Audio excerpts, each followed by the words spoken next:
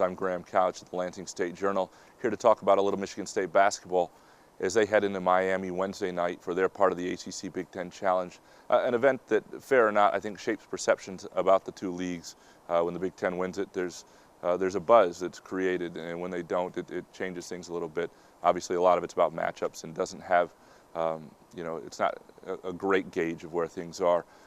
From Michigan State's standpoint, an interesting game, one of, just like UConn and Kansas and Texas down the road on December 22nd, a game in which you're facing more of a comparable physical team. And I think those are games where you learn a lot.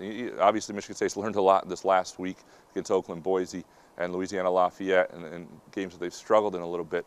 But this is a Miami team with size. They're 6'10", 6'11", guys who are size and girth. I mean, there's some weight behind these guys, and Derek Nix and Adrian Payne, Matt Costello, Alex Gano. These are guys are going to be much more in their wheelhouse. They're going to be playing other guys of similar to them. And in terms of NBA talent, Miami is a team with considerable players, maybe as much as anybody they've faced to this point. They get Duran Scott back, his second game back. They lost a game to Florida Gulf Coast early when he wasn't there. He'll play. They beat Detroit by 15 with him, a different team.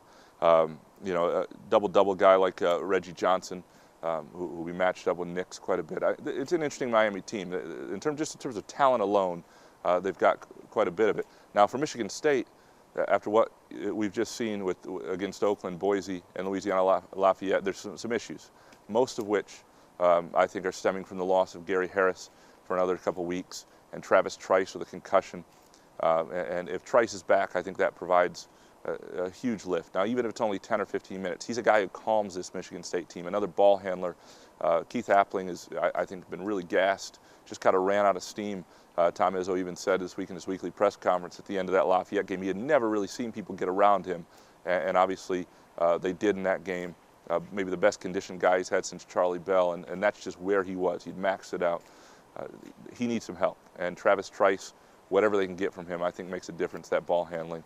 And then, obviously, the interior game, I think this is more of an interior game, which also, right now, helps this Michigan State team. Should be a very interesting game.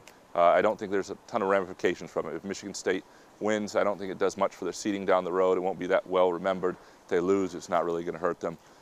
Big Ten play is going to determine, obviously, so much more. We'll have complete coverage at greenandwhite.com and in the Lansing State Journal. Thanks for watching.